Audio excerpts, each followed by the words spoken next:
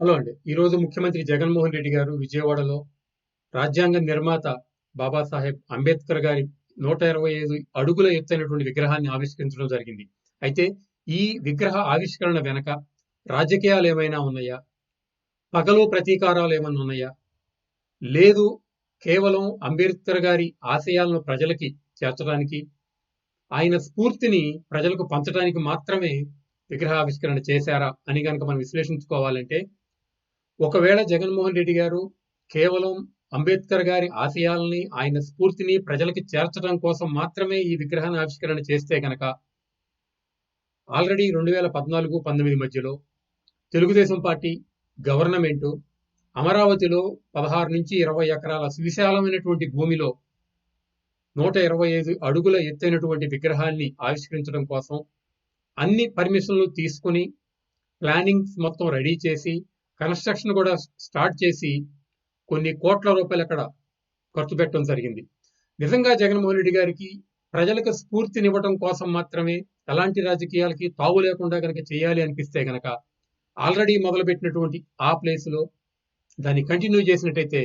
ప్రభుత్వానికి ఎంతో కొంత ఖర్చు తగ్గేది, ఆదాయం మిగిలేది. అలా కాకుండా అక్కడ గనక కడితే కేవలం చంద్రబాబు నాయుడు గారిని మాత్రమే ప్రజలు గుర్తుపెట్టుకుంటారు కాబట్టి ఎట్టి పరిస్థితుల్లో భవిష్యత్తులో చంద్రబాబు నాయుడు గారి పేరు ఆంధ్రప్రదేశ్లో ఎవరూ తలవకూడదు అనే ఒకే ఒక ఉద్దేశంతో రద్దీగా ఉన్న ప్రాంతము, రణగొణ ధ్వనులతో ఉన్నటువంటి ప్రాంతము, ట్రాఫిక్తో పూర్తిగా స్తంభించిపోయేటువంటి ప్రాంతంలో ఇలాంటి ఒక మహానుభావుడి విగ్రహాన్ని పెట్టి ఒక స్మృతి వనాన్ని అక్కడ నిర్మిస్తే ఎవరైనా సామాన్య ప్రజలు స్వేచ్ఛగా, ప్రశాంతంగా ఆ ప్రాంతానికి వచ్చి ఎలాంటి ఇబ్బందులు,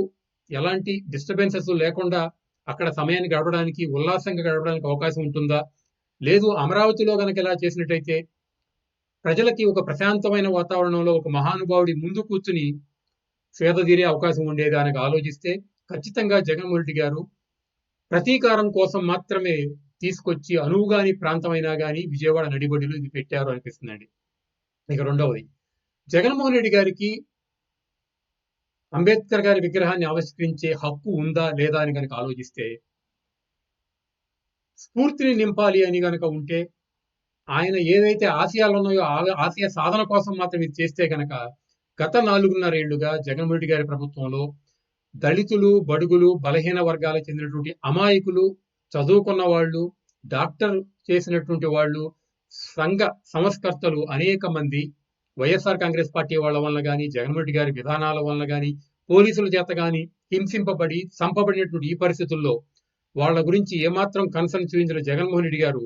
కేవలం అంబేద్కర్ గారి విగ్రహాన్ని ఆవిష్కరిస్తే ఆయన ఆత్మ శాంతిస్తుందా అనేది ఇక్కడ మనం గుర్తుపెట్టుకోవాలండి. అంతేకాదు, ఏదైతే గత ప్రభుత్వం బడుగు బలహీన వర్గాలకి సంక్షేమ పథకాలు ఇచ్చిందో ఆ పథకాల మొత్తాన్ని తీసేసి చివరికి ఆయా వర్గాలకున్న కార్పొరేషన్లకి ఏమాత్రం డబ్బులు ఇవ్వకుండా కేవలం ఉత్సవ విగ్రహాలుగా మాత్రమే కార్పొరేషన్ చైర్మన్ నియమించిన జగన్మోహన్ రెడ్డి గారు ఆయా వర్గాల్లోని యువతకి ఉపాధి కల్పించకుండా, ఉద్యోగ అవకాశాలు కల్పించకుండా,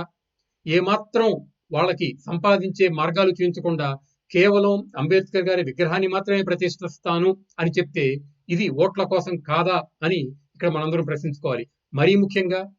తాను ముఖ్యమంత్రి అవడం కోసం సమిధలాగా ఒక దళితుడు ఎయిర్పోర్ట్ లో తనకి చిన్న గాయం చేస్తే శిక్ష పడినా గాని జైల్లో ఉండనంత కాలం 5 ఏళ్లుగా ఆయన జైల్లోనే మగ్గుతుంటే ఒక్కరోజు కూడా జగన్మోహన్ రెడ్డి గారు ఆ దళిత యువకుడి పట్ల కనికరం చూపకుండా, ఆ దళిత యువకుడి తల్లి, సోదరుడు ఈ రోజున అదే విజయవాడలో నిరాహార దీక్ష చేస్తున్నా గాని వాళ్ళ గురించి ఏమాత్రం పట్టించుకొని జగన్మోహన్ రెడ్డి గారు కేవలం 125 అడుగుల ఎత్తైన విగ్రహాన్ని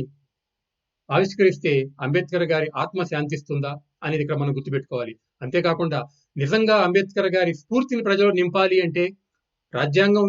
దళితులకు ఇచ్చినటువంటి హక్కులేంటి, అంబేద్కర్ గారు చేసిన సేవలేంటి, మీరు ఏ విధంగా ఆ సేవల్ని కంటిన్యూ చేయాలి, నేను ఏ విధంగా మీకు ఆ సేవలు చేస్తున్నానని చెప్పేవాళ్లే గాని మళ్ళీ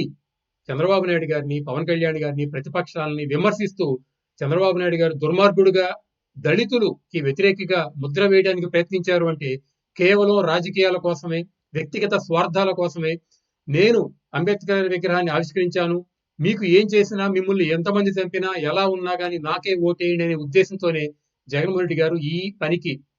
పూనుకున్నారు అని నాకు అనిపిస్తుందండి.